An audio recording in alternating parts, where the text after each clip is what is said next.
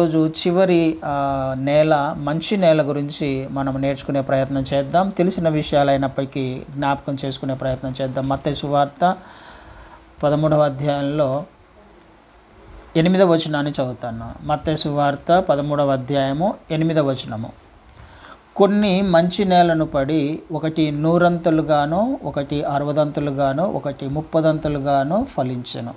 చెవులు గలవాడు వినుగాక అని చెప్పెను. దాని భావము 23వ వచనంలో ఉంది. మంచి నేలను విత్తబడిన వాడు వాక్యము విని గ్రహించువాడు. అట్టివారు సఫలులై ఒకడు 100 ఒకడు 60 ఒకడు 30 ఫలించుననెను. ఇక్కడ 4వ నేల గురించి మనం నేర్చుకునే ప్రయత్నం చేద్దాం. కొన్ని విత్తనాలు విత్తుతూ ఉన్నప్పుడు కొన్ని విత్తనాలు మంచి నేలలో పడ్డాయి అని రాయబడింది. మంచి నేలలో పడ్డాయి. మంచి నేల అన్నప్పుడు మనకు ఏమర్థమవుతుంది? ఏ విధంగా అంటే ఆ నేలను మంచి నేల అని పిలుస్తున్నాం. ఒక నేలను రాతి నేల అని పిలిచాము, ఒక నేలను ముండ్ల పొదల కలిగిన నేల అని పిలిచాము కదా. త్రోవ పక్కన పడిన నేలగా ఇంకొక దానిని చూసాం. ఇక్కడ వాటి విషయం గురించి రాయబడలేదు, కానీ మంచి నేల అని రాయబడింది. మంచి నేలగా ఎప్పుడు అది మారుతుంది? ఒక పొలము మంచి నేలగా ఎప్పుడు మారుతుంది? వ్యవసాయం చేసే వాళ్ళకు అయితే ఖచ్చితంగా మంచి అభిప్రాయం ఉంటుంది, వాళ్ళకు అర్థమవుతుంది. కానీ మనకు కూడా కొన్ని తెలుసు కదా, మనకు వ్యవసాయం చేసే వాళ్ళు ఏం చేస్తారు అన్నది మనకు తెలుసు. పొలాన్ని బాగా మొదటగా దున్నుతారు. బాగా దున్నాలి. ఎందుకు దున్నాలి? అందులో రాళ్ళు, రప్పలు, చెత్త, చెదారము, ముళ్ళ పొదలు కదా, ఇవన్నీ అందులో ఉంటాయి. ఆ రాళ్ళు, రప్పలు, చెత్త, చెదారము, ముళ్ళ పొదలు ఏవైతే అనవసరమైనవి ఉన్నాయో వాటి అన్నిటినీ తీసివేయడానికి వ్యవసాయకుడు లేకపోతే రైతు బాగా దానిని దున్నుతాడు. దున్నిన తర్వాత నీళ్ళతో నానబెడతాడు. మట్టి పెడ్డలు కూడా ఉండవు. మట్టి పెడ్డలు మట్టినే, కానీ పెడ్డలుగా ముద్దలుగా ఉండకూడదు. అది తడిచిపోవాలి. నీళ్ళలో తడిచి మెత్తగా అవ్వాలి.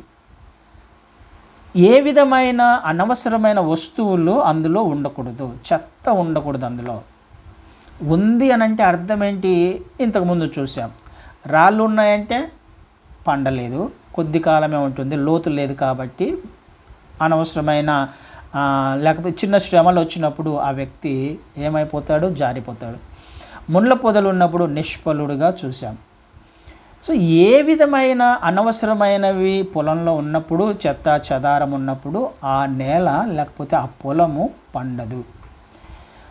పండదు కాబట్టే వ్యవసాయకుడు ఏం చేస్తాడు? పండే విధంగా మంచి పంట చేతికి రావాలి అని అంటే 100 ఫలము క్షమించండి 100 ఫలము రావాలి అని అంటే ఆ నేలను మంచి నేలగా మార్చే ప్రయత్నం చేస్తాడు వ్యవసాయకుడు.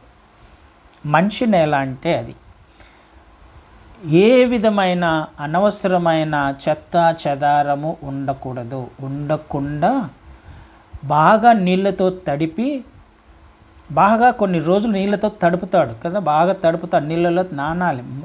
మట్టి ముద్ద చాలా మెత్తగా అవ్వాలి. ఈ విధంగా తయారు చేసిన తర్వాతనే ఆ వ్యక్తి విత్తినప్పుడు ఎంతగా ప్రయాసపడితే అంతగా ఫలితాన్ని పొందుకుంటాడు. ఆ నేలను ఎంతగా మంచి నేలగా మార్చే ప్రయత్నం చేస్తాడో అంతగా తను ఫలితాన్ని రిటర్న్గా పొందుకుంటాడు. ఇది మనకు అర్థం అవ్వాలి. దేవుడు కూడా నా జీవితాలలో పంటను ఇవ్వడానికి ఇష్టపడుతున్నాడు. ఆ పంట కూడా 100 ఇవ్వడానికి ఆయన ఇష్టపడుతున్నాడు. అయితే పంట 100 రావాలి అని అంటే ఏ విధంగా అయితే ఒక పొలాన్ని దున్నుతామో, ఏ విధంగా అయితే అనవసరమైన విషయాలన్నిటిని తీసివేస్తామో ఆ విధంగానే మన హృదయంలో ఉన్న అనవసరమైన చెత్త చెదారము. ఏంటి చెత్త చెదారము? ముళ్ళ పొదలు ఏంటి? ఐహిక విచారాలు కదా, రాతి నేల, లోతైన ఆత్మీయత లేని జీవితము, ఇవి ఏవైతే ఉన్నాయో వీటన్నిటినీ తీసివేసుకోమని దేవుడు ఖచ్చితంగా మాట్లాడుతున్నాడు ఈ చివరి దినాలలో. ఏది ఉండకూడదు, ఈ లోక సంబంధమైన ఏ విషయం కూడా ఉండకూడదు, ఏ రాతి నెల ఉండకూడదు, ఏ ముండ్ల పొదం ఉండకూడదు, ఏ ఐహిక విచారం అన్నది, ఈ లోక సంబంధమైన ఆచారాలు విచారాలు హృదయములో ఉండకూడదు. హృదయము దున్నబడాలి, హృదయము మెత్తన చేయబడాలి. మెత్తన చేయబడకుండా ఆ మట్టి పెండలు ఉండకూడదు, గట్టిగా ఉండకూడదు, మెత్తన చేయబడాలి. నీ నా హృదయము మెత్తన చేయబడకుండా, నీటిలో మెత్తన చేయబడకుండా, వాక్యము చేత మెత్తన చేయబడకుండా నీ నా జీవితము ఫలించదు కదండి. అప్పుడు మంచి నెలగా మార్చబడుతుంది, అప్పుడు మన హృదయాలు ఫలిస్తాయి. మన హృదయాలను మనమే సిద్ధపరచుకోవాలి, దున్నుకోవాలి. వాక్యము విత్తనము విత్తబడుతూ ఉన్నప్పుడు ఏ రైతు అయితే సిద్ధపడి వీటన్నిటిని తీసివేసుకొని విత్తనము వేయడానికి ఇష్టపడతాడో ఆ రైతుకు నూరంతల ఫలం వస్తుంది. ఏ విశ్వాసి అయితే తన జీవితంలో తన హృదయాన్ని దున్నుకొని అనవసరమైనవన్నీ, ఈ లోక సంబంధమైనవన్నీ తీసివేసుకోవడానికి ఇష్టపడతాడో ఆ విశ్వాసి ఫలించేవాడుగా ఉంటాడు కదా. అదే అంటున్నాడు భావంలో ఏమని రాయబడింది, విత్తబడిన వాడు వాక్యము విని గ్రహించువాడు. వాక్యమును వింటున్నాడు, గ్రహిస్తున్నాడు, యాక్సెప్ట్ చేస్తున్నాడు, అంగీకరిస్తున్నాడు తను కదా. దేవుని వాక్యాన్ని అంగీకరిస్తున్నాడు. అంగీకరిస్తున్నాడు అంటే అర్థం ఏంటి? ఫలించాలి అని అంటే వాక్యాన్ని అంగీకరించాలి. నా జీవితము ఆత్మీయంగా బలపడాలి, స్థిరపడాలి, నూరంతల ఫలాన్ని ఇవ్వాలి, దేవుని చిత్త ప్రకారము ఆయన మహిమార్థమై జీవించాలి అని అంటే వాక్యాన్ని అంగీకరించాలి. నేను అంగీకరించకుండా నా హృదయము ఫలించదు, ఆత్మీయ జీవితము స్థిరపడదు. అంగీకరిస్తున్నానంటే అర్థం ఏంటి? చెత్తను తీసివేసుకుంటున్నాను అని అర్థం. ముళ్ళ పొదను, ఐహిక విచారాలను తీసివేసుకుంటున్నాను అని అర్థం కదా. యాక్సెప్ట్ చేయకుండా, అంగీకరించకుండా మన జీవితాలు ఫలించవు, ఆత్మీయతలో ఫలభరితంగా ఉండవు. అంగీకరించాలి కదండి. అంగీకరించినప్పుడే మనకు ఫలితం వస్తుంది. అంగీకరిస్తున్నాను అని అంటే నా ప్రతి పరిస్థితిని మార్చుకోవడానికి ఇష్టపడుతున్నాను అని అర్థం కదా. విత్తనము విత్తబడుతుంది పొలంలో అని అంటే విత్తనము అంగీకారయోగ్యంగా లేకపోతే విత్తనము విత్తబడడానికి, ఫలించడానికి అవసరమైన పరిస్థితులను ఆ నేలల్లో వ్యవసాయకుడు తీసుకొచ్చిన తర్వాత విత్తుతాడు, ఆ విత్తనం ఫలిస్తుంది. అదేవిధంగా మనం అంగీకరిస్తున్నాము అని అంటే మన హృదయంలో ఉన్న ఈ విత్తనము ఫలించడానికి, వాక్యము ఫలించడానికి అవసరమైన పరిస్థితులను మనము సమకూర్చుకున్నప్పుడు వాక్యము ఫలిస్తుంది కదండి. వాక్యము ఫలించాలి అంటే వీటన్నిటిని తీసివేసుకోవాలి, అప్పుడు నూరంతల ఫలము. కానీ ఇక్కడ రాయబడిన మాట 30 60 100 అని రాయబడింది. ఎందుకు 30 60 100? మంచి నేలగా మార్చబడిన వాళ్ళే అందరూ కదా. అందరూ మంచి నేల, కొన్ని మంచి నేలను పడ్డాయి. ఇప్పుడు వీళ్ళందరూ కూడా ఈ 30 60 100 ఫలాన్ని ఎవరైతే ఇస్తున్నారో వీళ్ళందరూ మంచి నేలగా మార్చుకున్న వాళ్ళే, చెత్త చెదారం తీసివేసుకోవడానికి ఇష్టపడుతున్న వాళ్ళే కదండి. మంచి నేలగా మార్చుకున్న వాళ్ళందరికీ కూడా మంచి నేలగా మార్చబడింది హృదయం. అయితే ఎందుకు కొంతమంది 30 ఫలిస్తున్నారు, కొంతమంది 60 ఫలిస్తున్నారు, కొంతమంది 100 ఫలిస్తున్నారు? ఎందుకు ఈ డిఫరెన్స్ ఉంది అనే విషయాన్ని కూడా మనం ఒకసారి ఆలోచన చేసే ప్రయత్నం చేయాలి. సపోజ్ ఒక పొలాన్ని పక్కలో లేకపోతే కొద్దిగా దూరంలో ఉన్న ఇద్దరు వ్యవసాయకులు పొలాన్ని వేస్తున్నారు. ఒక వ్యక్తి ఒక బస్తా రైస్ వేస్తే ఒక 50 బస్తాలు తను పొందుకున్నాడు అనుకుందాం. ఇంకొక రైతు సేమ్, ఇద్దరు అన్నదమ్ములే అనుకుందాం, ఇద్దరు చక్కగా దున్నుకున్నారు, ఒకే విధంగా దున్నుకున్నారు, ఒకే విధంగా వ్యవసాయం చేశారు, ఒకే విధంగా సమస్తాన్ని కూడా వాళ్ళు చేశారు. కానీ ఒక వ్యక్తికి 50 బస్తాలే వచ్చాయి, ఒక వ్యక్తికి 100 బస్తాలు వచ్చాయి. ఎందుకు 50 బస్తాలే వచ్చాయి, ఒక వ్యక్తికి 100 బస్తాలు వచ్చాయి? ప్రాసెస్లో ఒకటే ఉంది. దున్నుకోవడంలో ఇద్దరు దున్నుకోవడంలో, నీరు పెట్టడంలో అంత ఒకే విధంగా ఉంది. విత్తనం వేసేంత వరకు ఏదైతే ప్రాసెస్ ఉందో ఇద్దరు కూడా ఒకే విధంగా చేశారు. అయితే ఇతనికి 50 వచ్చాయి, ఇతనికి 100 వచ్చాయి. ఎందుకు ఆ డిఫరెన్స్ వచ్చింది? ఇద్దరు చేసింది ఒకటే. ఇందులో 2 కారణాలు మనం గమనించవచ్చు. ఒకటి నేల యొక్క స్వభావము కదా. నేల యొక్క స్వభావమును బట్టి కూడా పంట వస్తుంది. ఎంత దున్నుకున్నా ఆ నేల ఆ స్వభావం కలిగి ఉంది కాబట్టి అంతకంటే ఎక్కువ ఇవ్వలేదు. నేల యొక్క స్వభావాన్ని బట్టి పంట వచ్చే అవకాశం ఉంది. రెండవదిగా విత్తనము విత్తిన తర్వాత దున్నుకున్నంత వరకు మాత్రమే కాదు, పొలాన్ని దున్నినంత మాత్రాన, చక్కగా దున్నినంత మాత్రాన నూరంతల ఫలం వస్తుంది అనుకోవడం పొరపాటు.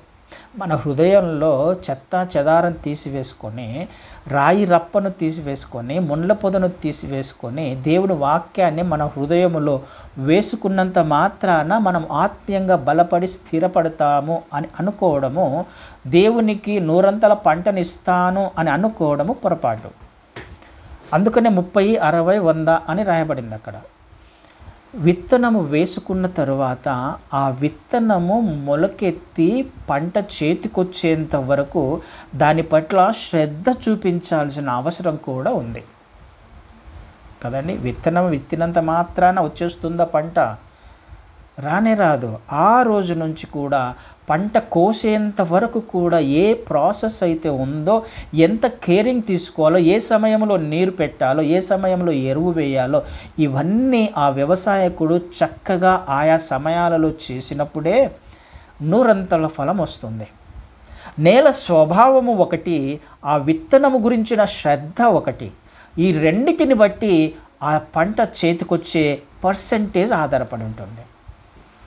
అందరూ మంచి నేలగా మార్చుకోవడానికి ఇష్టపడే వాళ్ళే, సంఘానికి వెళ్ళి దేవుని వాక్యాన్ని వినడానికి ఇష్టపడే వాళ్ళే, వారు తమను తాము సరిచేసుకోవడానికి దేవుని వాక్యాన్ని హృదయంలో వేసుకోవడానికి సిద్ధపడేవారే అయినప్పటికీ విన్నంత మాత్రాన, హృదయంలో వేసుకున్నంత మాత్రాన మనము ఆత్మీయంగా వాక్యానుసారంగా జీవించకపోతే, విన్న ఆ వాక్యానికి విలువ ఇవ్వకపోతే, శ్రద్ధ ఇవ్వకపోతే, వాక్యానుసారంగా జీవించే ప్రయత్నం చేయకపోతే ఏమొస్తుంది? ముప్పదంతలుగా మాత్రమే ఫలిస్తాం. కొందరి స్వభావం అలా ఉంటుంది కదా, నేల యొక్క స్వభావం అలా ఉంటుంది, కొందరి హృదయం యొక్క స్వభావం అలా ఉంటుంది. వెళ్తాం, ఆశతో వెళ్తాం, వినాలనే వెళ్తాం, వాక్యాన్ని రిసీవ్ చేసుకుంటాం. రిసీవ్ చేసుకుని ఆ చర్చిలో నుంచి, లేకపోతే ఆ వాక్యంలో నుంచి, అక్కడి నుంచి, ఆ పరిస్థితిలో నుంచి, దేవుని సన్నిధిలో నుంచి బయటకు వచ్చిన తర్వాత చేయాల్సిన పనులు ఉన్నాయి మళ్ళీ కదండి. కేవలం విని హృదయంలో వేసుకున్నంత మాత్రాన సరిపోదు. ఆ వాక్యం పట్ల శ్రద్ధ చూపించినప్పుడు, దానికి నీరు పోసి అది ఎదిగేలా చేసినప్పుడు, అంటే వాక్యానుసారంగా జీవించే ప్రయత్నం చేసినప్పుడు, అంటే ఇప్పుడు వాక్యం మాట్లాడుతుంది అని అనుకుందాం, నేను తీసుకొని ఒక విషయము దేవుడు గద్దిస్తున్నాడు అని అనుకుందాం. సంఘానికి అందరం ఆశతో వెళ్తాం, దేవుడు ఏది చెబితే అది చేయడానికే సిద్ధపడి వెళ్తాం. దేవుడు మాట్లాడతాడు, అదిగో ఈ విషయంలో నువ్వు పొరపాటు పడుతున్నావు, లేకపోతే తప్పు చేస్తున్నావు, సరిగా జీవించట్లేదు, ఈ విషయాన్ని మార్చుకో అని మాట్లాడినాడు అని అంటే మనం రిసీవ్ చేసుకుంటాం. నిజమే, నేను తప్పు చేశాను, ఇది ఇక మీదట చేయను అని ఒక నిర్ణయం తీసుకొని వెళ్తాం. నిర్ణయం అయితే తీసుకున్నాను, కానీ వెళ్ళిన తర్వాత వాక్యాన్ని అయితే హృదయంలో వేసుకున్నాను. తర్వాత పరిస్థితి, చెయ్యను అన్న ఆ పనిని చేయకుండా ఉండేలా చేసుకోవాలి, జీవించాలి, ప్రవర్తించాలి. ప్రవర్తించకపోతే ఆ విత్తనంలో ఉన్న జీవం ఎలా వస్తుంది మనకు కదా. ఇది అర్థం కావాలి. అందరి స్వభావము ఒకటే కాదు, అన్ని నేలలు ఒకటే కాదు. దున్నుకున్నంత మాత్రాన, వ్యవసాయం యొక్క ప్రాసెస్ ఒకటే ఉన్నంత మాత్రాన ఫలించదు. 30 ఫలించేవాళ్ళు, 60 ఫలించేవాళ్ళు, 100 ఫలించేవాళ్ళు ఉన్నారు. కానీ ఫలాన్ని అయితే ఇస్తున్నారు, కానీ దేవుని చిత్తము 30 కాదు, 60 కాదు, 100 ఫలాన్ని ఇవ్వడానికి ఆయన ఇష్టపడుతున్నాడు కదండి. ఆలోచన చేసే ప్రయత్నం చేద్దాం. దేవుడు ఏం కోరుకుంటున్నాడు మన నుంచి, మన జీవితాల నుంచి కదా. అందుకనే ఈ ఉపమానం తర్వాత మార్కు సువార్తలో ఇంకొక ఉపమానం ద్వారా ఇంకొక చక్కని ఎక్స్ప్లెనేషన్ ఇస్తారు క్రీస్తు వారు. దీనికి సంబంధించిందే మార్కు సువార్త 4వ అధ్యాయంలో, మార్కు సువార్త 4వ అధ్యాయము 21 నుంచి చూస్తే 20 వచనాల వరకు ఈ విత్తనం గురించి, ఈ 4 నేలల గురించే మాట్లాడుతూ 21వ వచనము, మార్కు సువార్త 4వ అధ్యాయము 21వ వచనం నుంచి, మరియు ఆయన వారితో ఇట్లా నేను మరియు అంటే అది ఇంకా పైనుంచి కంటిన్యూ అవుతుంది, పైన చెప్పుకుంటూ వస్తూ ఇంకా వాళ్ళతో ఈ విధంగా చెప్తూ ఉన్నాడు. దీపము దీపస్తంభము మీద నుంచబడుటకే కానీ కొంచెము క్రిందనైనను మంచము క్రిందనైనను ఉండుటకు తేబడదు కదా. రహస్యం ఏదైనాను తేటపరచబడకపోదు, బయలుపరచబడుటకే కానీ ఏదియు మరుగు చేయబడలేదు. వినుటకు చెవులెవనికైనను నుండిన ఎడల వాడు వినుగాక. దానిని చెప్పుకుంటూ ఇంకొకటి చెప్పే ప్రయత్నం చేస్తున్నాడు. ఇంకా అర్థం అవ్వడానికి ఇంకొక విషయాన్ని ఒక ఉపమానంగా చెప్తూ ఉన్నాడు. ఏమని అంటున్నాడు? దీపం పెట్టుకుంటాం, ఇంట్లో దీపం అంటిస్తాం. ఈవినింగ్ అయ్యేసరికి మనం ఆ టైంలో కదా దీపం అంటిస్తున్నాం. దీపం అంటించి ఎక్కడ పెట్టే ప్రయత్నం చేస్తాం? కొంచెం కింద లేకపోతే మంచం కింద పెట్టాం కదా. ఆ దీపాన్ని దీపస్తంభము మీదనే పెట్టాలి కదా. అలా పెట్టినప్పుడే ఇంటిలో ఉన్న ప్రతి వస్తువు కూడా, ప్రతి పరిస్థితి కూడా చక్కగా కనిపిస్తుంది కదా అని దేవుడు మాట్లాడుతున్నాడు. ఎందుకు ఒక దీపాన్ని వెలిగిస్తున్నాం? పర్పస్ ఏంటి? దీపాన్ని వెలిగించే పర్పస్ ఏంటి? ఇంట్లో ఉన్నవన్నీ కూడా చక్కగా కనిపించడానికి. అలా కాకుండా వెలిగించి మంచం కింద పెట్టామని అనుకున్నాం. మంచం కింద పడితే అన్నీ కనిపిస్తాయా? కనిపించవు కదా. ఎక్కడైతే ఏ మంచం కింద అయితే పెడతామో అక్కడనే వెలుగు ఉండే అవకాశం ఉంది, మిగతా చోట్ల చీకటి ఉంటుంది. అంటే ఏం చేసే ప్రయత్నం చేస్తున్నాము అని అంటున్నాడు? దీపము అనగానే మనకు తెలుసు వాక్యము, వెలుగు. ఈ వాక్యము బయలుపరచబడగానే కదా మనకు 119, 130లో కీర్తన గ్రంథము 119, 130లో వాక్యము వెల్లడి అగుటతోడనే వెలుగు కలుగును అని రాయబడుతుంది.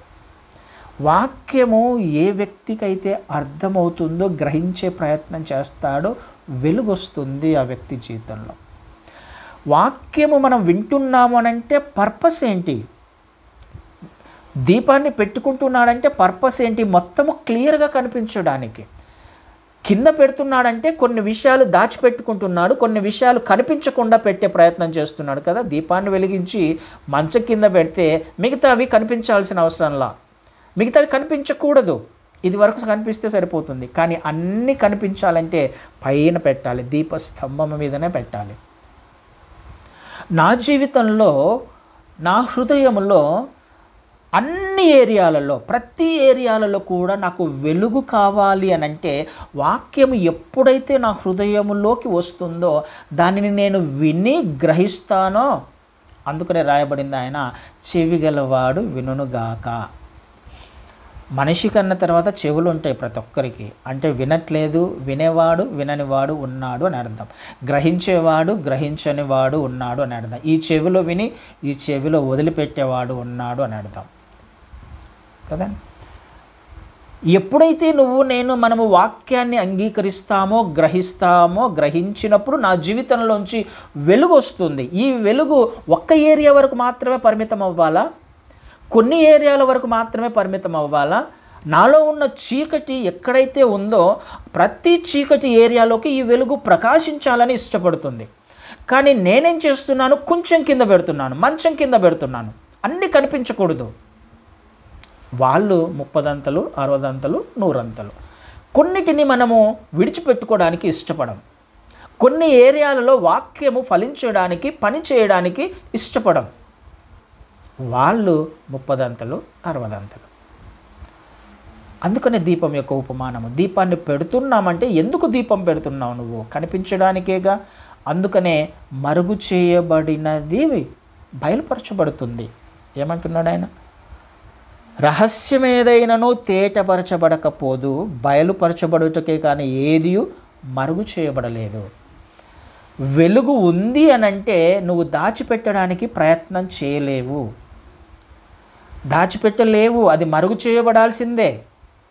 నీ జీవితంలో, నా జీవితంలో నేను వాక్యాన్ని అంగీకరిస్తున్నాను అని అంటే, నేను ఫలించడానికి ప్రయత్నం చేస్తున్నాను అంటే అర్థం ఏంటి అంటే, అంతవరకు నా జీవితంలో రహస్యంగా ఉన్న ఆ చీకటి కోణం ఏదైతే ఉందో, ఆ చీకటి లేకపోతే మార్చుకోవడానికి ప్రయత్నం ఇప్పటిదాకా చేయలేదో, ఆ ఏరియాలలో దేవుడు నూరంతలుగా ఫలించాలని ఇష్టపడుతున్నాడు. అక్కడ కూడా వెలుగును తీసుకువెళ్ళడానికి ఆయన ఇష్టపడుతున్నాడు కదా. పర్పస్ అదే కదా. నేను వాక్యాన్ని వింటున్నాను అని అంటే, క్రీస్తు వారిని వెంబడిస్తున్నాను అంటే అర్థం ఏంటి? కొంత ఏరియా వరకు మాత్రమే కాదు నేను వెంబడించేది.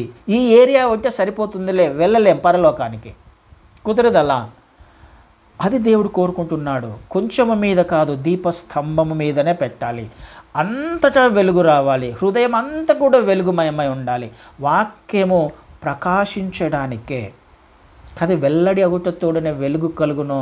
అక్కడ రాయబడిన మాట, తెలివి లేని వారికి తెలివినిస్తుంది కదా. వాక్యం ఏం చేస్తుంది? మనం తప్పు చేస్తే అయ్యో అంటే మనకు అర్థమైపోతుంది. వాక్యము మనం గ్రహించగానే ఈ ఏరియాలో తప్పు చేస్తున్నాను అని మనకు అర్థమైపోవాలి. అంటే తెలివి లేని వారికి మనం ఒక్కొక్కసారి దాచిపెట్టే ప్రయత్నం చేస్తున్నాం కదా. కానీ దేవుడు ఏం మాట్లాడతాడు? వద్దు, బయలుపరచబడాలి. అందరి ముందు బయలుపరచబడక ముందే, అందరికీ పబ్లిక్గా దేవుడు బయలుపరచబడక ముందే మనమే బయలుపరుచుకొని దేవుని వద్ద క్షమాపణ అడిగి ఆ వెలుగును ఆ చీకటిలో ప్రకాశింపచేసే ప్రయత్నం చేస్తే దానిని ఆయన అందరి ముందు బయలుపరచడు. క్షమాపణ అడుగుతున్నాం కాబట్టి క్షమిస్తాడు ఆయన వద్ద ఒప్పుకునే ప్రయత్నం చేసినప్పుడు. ఇది దేవుడు మన మధ్యలో లేకపోతే మన జీవితాలలో కోరుకుంటున్నాడు. వెలుగు మన జీవితాలలో ప్రకాశించాలి. ఎప్పుడు ప్రకాశిస్తుంది?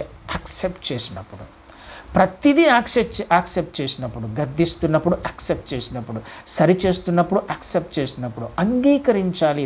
ఇది వ్యక్తిగతంగా ఎవరంతకు వారు చేయాల్సిన పని కదండి. వ్యక్తిగతంగా మనం 3 నేలల గురించి చూసాం. మొదటి నేల, ఇది నాది కాదులే, నా వాక్యం కాదులే, తోవ పక్కన పడింది కదా, అవతల పొలానికి సంబంధించినది అని అనుకోవడానికి లేదు. వేరే వాళ్ళకు సంబంధించినది కాదు దేవుని వాక్యం. నీ కొరకు, నా కొరకు దేవుడు వ్యక్తిగతంగా ఎవరితో వారికి మాట్లాడడానికి, వారి జీవితంలో ఎవరికి వారుగా ఆయన వారి జీవితంలో వెలుగును ప్రకాశింపచేయడానికి, చీకటిని తీసివేయడానికి, సమస్తమును కూడా చక్కబరచడానికి, వెలుగులోకి తీసుకురావడానికి ఏది కూడా మరుగు చేయబడలేదు, చేయబడకూడదు. 100% ఫలించాలి, 100 ఫలించాలి. కొన్ని ఏరియాలలో కాదు. కొన్ని ఏరియాలలోనే కొంతమంది 30 పాస్ అవుతారు, 60 పాస్ అవుతారు. 100 పాస్ అయ్యేవాడే పరలోక రాజ్యానికి, నిత్య జీవానికి వెళ్ళే అవకాశం ఉంది కదండి. కొన్ని ఏరియాలు సీక్రెట్గా ఉండకూడదు కదా. ఆత్మీయ జీవితం అనేది ఆయన ఎదుట ఏదైనా ఉందో సీక్రెట్ లైఫ్ దాచిపెట్టగలమా? మనం ఏదైనా దాచిపెట్టలేం. అదే మనం అర్థం చేసుకోవడానికి ప్రయత్నం చేయాలి. అందుకనే మీరేం వింటున్నారో ఇది కిందికి వచ్చినప్పుడు తర్వాత ఇంకొక మాట కూడా చూస్తాం కదా. మీరెట్టి కొలతతో కొలుతురో మీకును అట్టి కొలతతోనే కొలవబడును, మరి ఎక్కువగా మీకు ఇవ్వబడును. ఎట్టి కొలతతో కొలుస్తారో అట్టి కొలతతో రిటర్న్ వస్తుంది. మనం ఎట్టి కొలతతో వాక్యాన్ని స్వీకరిస్తామో కదండి. ఒక గ్లాస్ తీసుకొని వెళ్ళి, సముద్రంలో నీళ్ళు ఉన్నాయి, ఒక గ్లాస్ తీసుకెళ్తే ఒక గ్లాసే వస్తాయి, బకెట్ తీసుకెళ్తే బకెటే వస్తుంది కదా. నువ్వు ఎంతగా వాక్యాన్ని తీసుకుంటే అంతనే నీకు వస్తుంది. ఏ ఏరియాలో నువ్వు సరి చేసుకునే ప్రయత్నం చేస్తే ఆ ఏరియాలోనే సరి చేయబడతావు. కొన్ని దాచిపెట్టే ప్రయత్నం చేస్తే అది అలాగే ఉంటుంది, కానీ ఒకరోజు బయటకు వస్తుంది. అది మరుగు చేయబడేది ఏది లేదు ఆయన దృష్టిలో. అది అందరికీ మరుగు చేయబడక ముందే మనమే క్షమాపణ అడిగితే ఆయన క్షమించేవాడుగా ఉన్నాడు. కాబట్టి ఆలోచన చేసే ప్రయత్నం చేద్దాం. మంచి నేల, సరి చేసుకోవడానికి ఇష్టపడే నేల, మంచి నేల అది. ఆయన ఎదుట ప్రతి విషయం కూడా ఒప్పుకోవడానికి ఇష్టపడే నేల. హెబ్రీలకు రాసిన పత్రికలో అదే అంటాడు ఆయన. హెబ్రీలకు రాసిన పత్రిక 6వ అధ్యాయంలో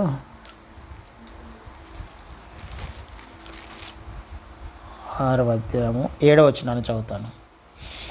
6వ అధ్యాయము 7వ వచనం. ఎట్లనగా భూమి తన మీద తరచుగా కురియు వర్షమును తాగి ఎవరి కొరకు వ్యవసాయము చేయబడునో వారికి అనుకూలమైన పైరులను ఫలించుచు దేవుని ఆశీర్వచనము పొందును. అయితే ముండ్ల తుప్పలను గచ్చ తీగలను దాని మీద పెరిగిన ఎడల అది పనికిరానిదని విసర్జింపబడి శాపము పొందదగినదగును, తుదకది కాల్చివేయబడును. ఎవరి కొరకు వ్యవసాయము చేయబడునో భూమి తన మీద తరచుగా వర్షం పడుతుంది. అంటే వర్షం అనేది కామన్గా అన్ని చోట్ల పడుతుంది.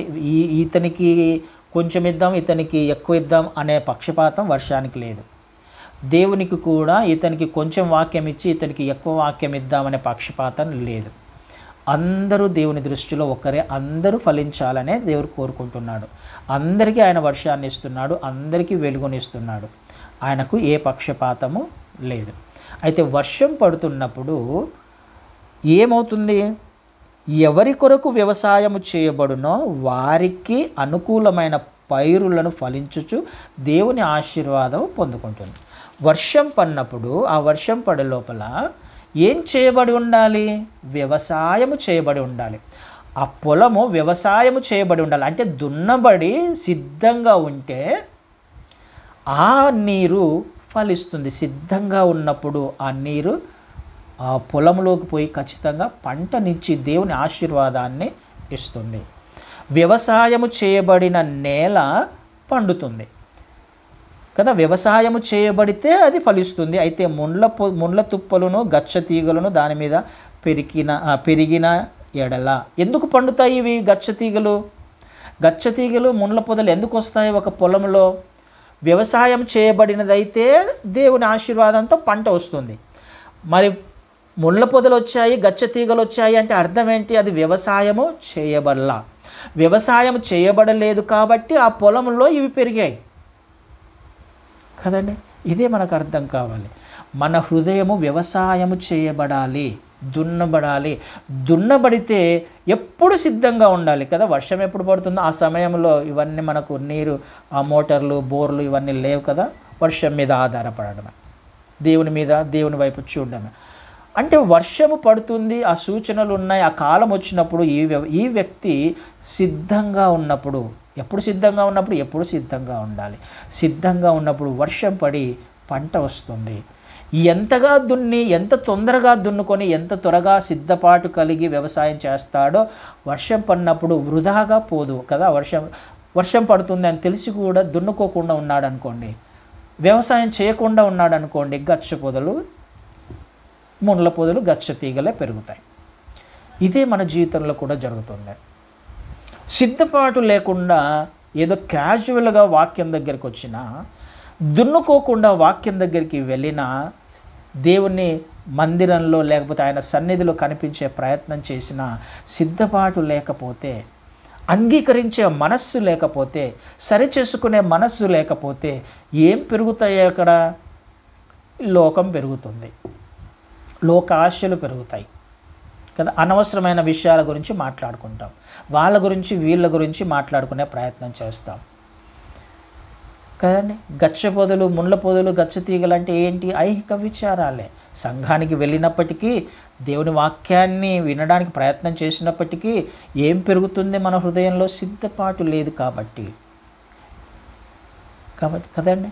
సిద్ధపడిన, వ్యవసాయం చేసిన హృదయము ఫలిస్తుంది. ఫలించాలి అని అంటే ఈ హృదయము ఎప్పుడూ వ్యవసాయం చేయబడుతూనే ఉండాలి. ఎప్పుడు వ్యవసాయం చేయబడుతూనే ఉండాలంటే అర్థం ఏంటి? ఎప్పుడూ చెత్త వచ్చి చేరే అవకాశం ఉండనే ఉంటుంది కదా. మనం బయటికి వెళ్తాం, రోజు బయటికి వెళ్తున్నప్పుడు డస్ట్ పడకుండా ఉంటుందా మన మీద? స్నానం చేసే వెళ్తాం, స్నానం చేసి వెళ్ళినంత మాత్రం దుమ్ము పడదా నా మీద? ఖచ్చితంగా పడుతుంది. మళ్ళీ వచ్చి ఏం చేయాలి? మళ్ళీ కడుక్కోవాలి. కడుక్కోకుండా నేను నీళ్లు తాగలేను, అన్నం తినలేను.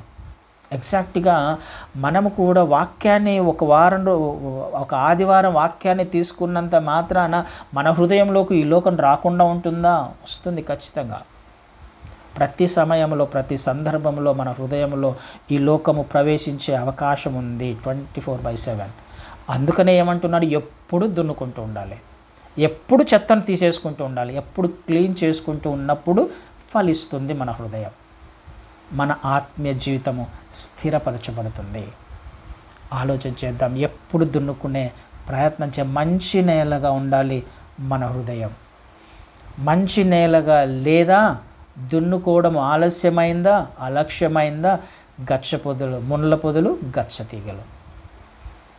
అది దేనికి పనికొస్తుంది? కాల్చివేయబడడానికే, దేనికి పనికిరాది కదా. కాల్చివేయబడడానికే అని అంటే నిత్యత్వంలో నరకం అనేది కూడా ఒకటి ఉంది, అందులోకే పనికొస్తుంది. కానీ మరి దేనికి కూడా పనికిరాదు అనే విషయాన్ని దేవుడు ఖచ్చితంగా మాట్లాడుతున్నాడు కదండి. ప్రావర్బ్స్లో కూడా ఈ మాట చక్కగా చూస్తాం. సామెతల గ్రంథము 12వ అధ్యాయంలో, సామెతలు 12:11 వచనాన్ని చదువుతాను. తన భూమిని సేద్యపరుచుకొను వానికి ఆహారము సమృద్ధిగా కలుగును, వ్యర్థమైన వాటిని అనుసరించువాడు బుద్ధి లేనివాడు. తన భూమిని సేద్యపరుచుకొను వానికి ఆహారము సమృద్ధిగా ఉంటుంది. ఏ కొరత లేని ఆశీర్వాదాలు, ఏ కొరత లేని ఆత్మీయత, దేవుని చేత నడిపించబడుతున్న జీవితం. ఎవరికి? సేద్యపరుచుకోవడానికి ఇష్టపడేవారికి, తీసివేసుకోవడానికి ముళ్ళ పొదలను, గచ్చ తీగలను, రాతి నేలను తీసివేసుకోవడానికి ఇష్టపడేవారికి సేద్యపరచబడాలి. సేద్యపరచబడితే సమృద్ధి అయిన ఆత్మీయ జీవితం. ఒకవేళ అలా లేకపోతే ఏమంటుంది? వ్యర్థమైన వాటిని అనుసరించువాడు బుద్ధి లేనివాడు కదండి. దేవుడు, క్రీస్తు వారు చాలా సులభముగా అర్థమయ్యే విధంగా ఉపమానాల ద్వారా తన శిష్యులకు, అదేవిధంగా అక్కడికి వచ్చిన వారందరికీ చెప్పే ప్రయత్నం చేస్తున్నాడు. ఇవి మనకు అర్థం అవ్వనివేమి కాదు, తెలిసినవే. అయినప్పటికీ ప్రయత్నం చేద్దాం మంచి నేలగా మార్చుకోవడానికి మన హృదయాన్ని. కానీ మంచి నేలగా మార్చబడినప్పుడు తప్ప నువ్వు నేను ఫలించలేం. చివరి దినాల్లో ఉన్నాం. ఆయన 30దంతలుగా 60దంతలుగా కోరుకోవట్లా, 100ంతలుగా, అంటే ఆయన స్వరూపంలోకి మార్చబడాలి కదా. క్రైస్తవ జీవితం యొక్క ముఖ్య ఉద్దేశం ఏంటి? ఆయన స్వరూపంలోకి మార్చబడాలి, తన కుమారుని సారూప్యతలోకి రావాలి అని మనము రోమీయులకు రాసిన పత్రికలో చూస్తాం 8వ అధ్యాయంలో. ఆయన స్వరూపంలోకి మార్చబడాలి. తక్కువ కాదు, 60 కాదు, 60% కాదు, 80% కాదు, 90% కాదు. స్వరూపంలోకి మార్చబడుతూనే ఉండాలి. మనం ప్రయత్నం చేస్తూనే ఉండాలి. అలక్ష్యం చేసేది కాదు అది ఆత్మీయ జీవితం అనేది. అప్పుడు మాత్రమే మనము ఎత్తబడే వాళ్ళంగా, 100ంతలుగా ఫలించే ప్రయత్నం చేయాలి. మనం ప్రయత్నం అయితే ఖచ్చితంగా ఆయన చూస్తాడు కదా. ఖచ్చితంగా ప్రయత్నం చేయాలి. ఆ ప్రయత్నాన్ని బట్టి మన హృదయంలో మనం తీసుకున్న నిర్ణయాన్ని బట్టి కదా. అబ్రహాం గారిని దేవుడు నూతన నిబంధనలోకి వచ్చేసరికి బలి అర్పించాను అని ఉంటుంది అక్కడ. తన హృదయంలో బలి అర్పించాడా? ఇస్సాకును బలిగా అర్పించాడా?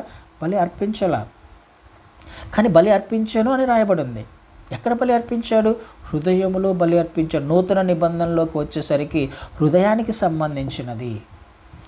నీ ప్రయత్నాన్ని దేవుడు చూస్తాడు. హృదయంలో ఎంతవరకు నువ్వు ప్రయత్నం చేస్తున్నావు, దున్నుకోవడానికి, వ్యవసాయం చేయబడడానికి, లోపల ఉన్న చెత్త చెదారం తీసివేసుకోవడానికి. దీనిని బట్టి దేవుడు మనల్ని, మన యొక్క ఆత్మీయతను లెక్క వేస్తాడు.